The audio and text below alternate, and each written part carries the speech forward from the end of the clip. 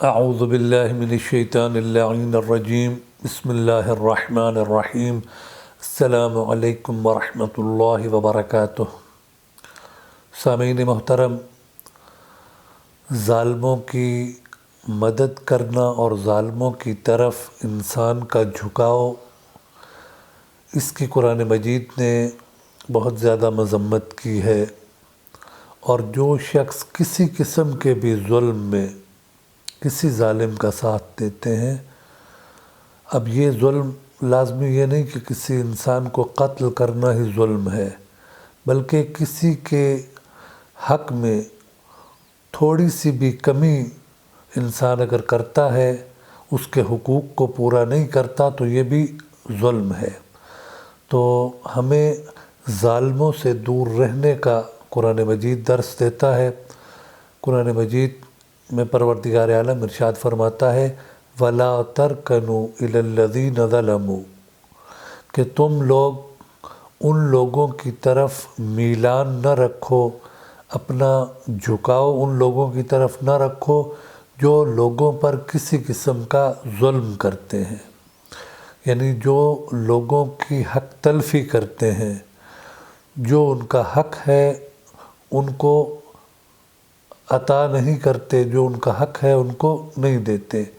تو اگر تم لوگ ظالموں کی طرف جھکاؤ کرو گے تو پھر کیا ہوگا؟ فَتَمَسَّكُمُ النَّارُ، تو پھر تمہیں کیا ہے؟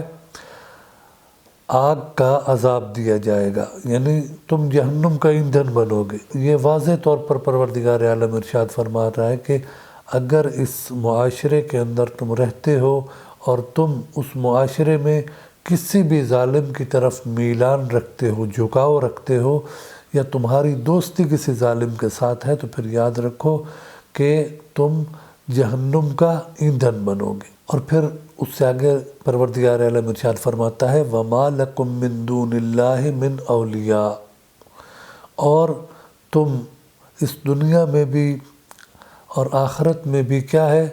اللہ کے علاوہ کسی کو اپنا مددگار نہیں پاؤ گے۔ خصوصاً قیامت والے دن جب تم آؤ گے تو اس وقت تمہیں اللہ کی مدد کی ضرورت ہوگی، تو اس وقت اللہ تبارک و تعالی تمہاری مدد نہیں کرے گا۔ اور یاد رکھیں، اس دنیا میں بھی انسان مشکل میں پھنستا ہے، اس دنیا میں بھی انسان کو مختلف افراد کی مدد کی ضرورت ہوتی ہے۔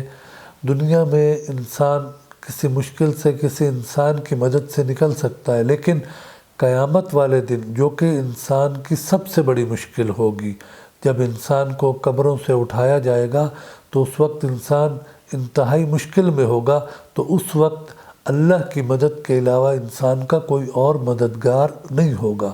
تو پروردگار عالم ارشاد فرما رہا ہے کہ اگر تم نے ظالموں کی طرف جھکاؤ کیا تو ایک تو جہنم کا ایندھن بنو گے، اور دوسرا کیا کہ قیامت والے دن مجھ اللہ کے علاوہ تم کسی کو بھی مددگار کے طور پر نہیں دیکھ سکو گے۔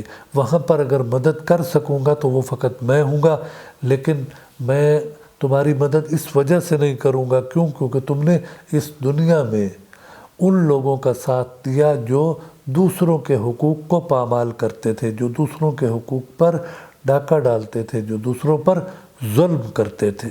اور پھر پروردگار عالم ارشاد فرماتا ہے ثم لا تنصرون، اور اس دن تمہاری کوئی مدد نہیں کی جائے گی۔